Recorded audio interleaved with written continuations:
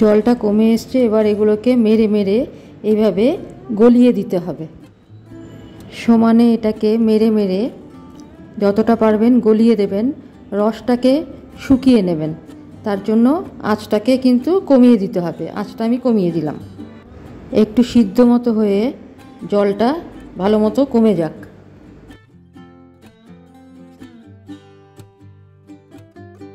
নমস্কার বন্ধুরা, আসান কুক ট্যুরে আপনাদের স্বাগত। এখন আমি টমেটোর পাউডার বানাবো, তার জন্য কীভাবে কি করছি দেখাচ্ছি। এখানে আমি 1 কেজি টমেটো নিয়ে নিয়েছি, নিয়ে এগুলো ভালো করে ধুয়ে নিয়েছি আর মোটাগুলোকেও ছাড়িয়ে নিয়েছি। হ্যাঁ, এইবারে এগুলোকে কেটে নেব। টমেটোগুলোকে কেটে নিচ্ছি।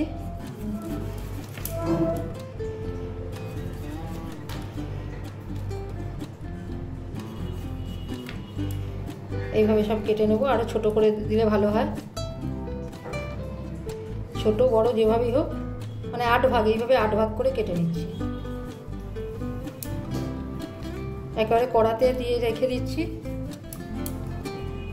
ফিরে আসছি, কাটা হয়ে গেছে। এবার আমি গ্যাসটা জ্বেলে দিচ্ছি, জাস্ট এটা গরম করে তারপর কি করছি দেখাচ্ছি।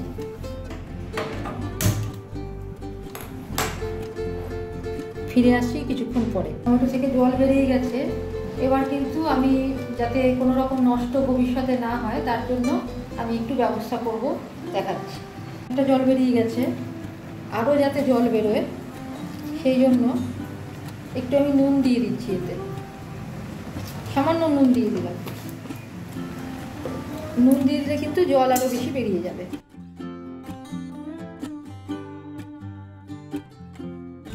ভালো করে ঘাঁটতে হবে। আর এই যে সাদা মতো মোটা অংশ, এগুলোকে বেশি করে একটু চেপে চেপে দিতে হবে যাতে গলে যায় ভালো মতো। নুন যেহেতু দেয়া হয়েছে, ভালো মতো এগুলো গলিয়ে দিতে হবে, তা নাহলে শুকোতে অনেক সময় লাগবে এগুলো।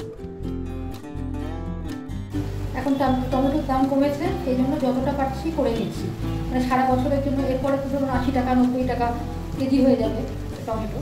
সারা বছরের জন্য যদি পাউডার করে রাখি টমেটোর, সব কিছুরই ধীরে ধীরে পাউডার করবো। আমার কিছুটা আদা পাউডার করা আছে, তাহলে ভালো হয় আর কি টমেটো পাউডার করে নিলে পরে। তো সেই জন্য করছি। যে যত বেশি পরিমাণে পারবেন করবেন, কারণ রোদটাও এখন ভালো পাওয়া যাচ্ছে আর কি। এমন নয় যে বৃষ্টি হবে, সেই জন্য জলটা যাতে সব পুরো বেরিয়ে যায়, ড্রাই যেন হয়ে যায়, তার জন্য নুন দিলাম। জলটা বা রসটা, জল বলতে টমেটোর রস, এটা অনেকটা কমে এসছে। এই সময় মেরে মেরে দেবো যাতে ভালো মতো এটা গলে যায়, আরও যেন রস বেরিয়ে এটা শুকোতে থাকে।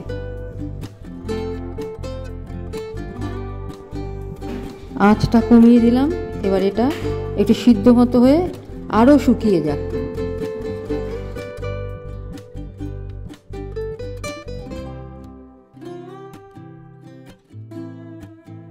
মোটামুটি এগুলো আমার গলে গেছে। এবার আমি গ্যাস বন্ধ করে দিচ্ছি।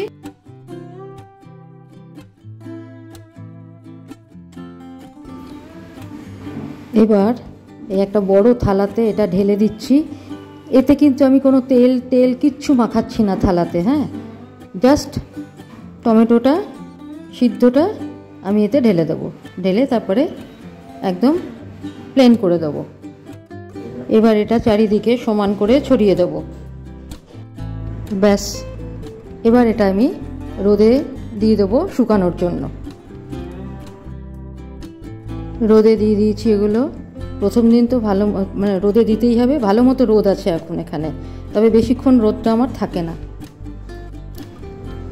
3 দিনের অবস্থা এটা। 3 দিন পর আমি কিন্তু ছোট থালায় এটা নিয়ে নিয়েছি। দেখুন কেমন মটমটে হয়েছে এগুলো। হ্যাঁ, এবারে গুঁড়ো করে নিচ্ছি। এগুলো গুঁড়ো হয়ে গেছে। এবার এটাকে আমি ছেঁকে নেব, চেলে নেব আর কি।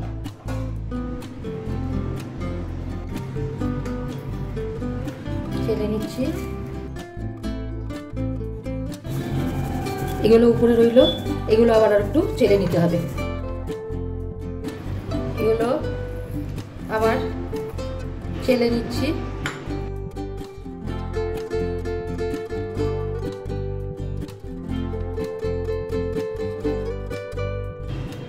এগুলো কিছুটা থেকে গেল, এগুলো আর চালার দরকার নেই। এগুলো আমি ডাইরেক্ট রান্নাতে দিয়ে দেবো।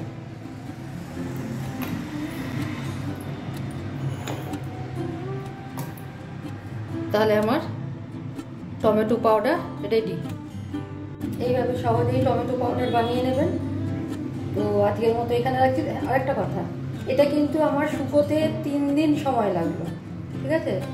3 দিন এরকম, যার যেখানে যেরকম রোদ পাবেন, কারণ আমার এখানে রোদটা কিন্তু লিমিটেড টাইম আমি পাই, সারাদিন ধরে যে রোদ পাই তা কিন্তু নয়, সেই জন্য আমার 3 দিন লেগেছে। এবার যে যেরকম রোদ পান সেই অনুযায়ী কিন্তু এটা টাইম লাগবে। আজকের মতো এখানে রাখছি, ভালো থাকবেন, ধন্যবাদ।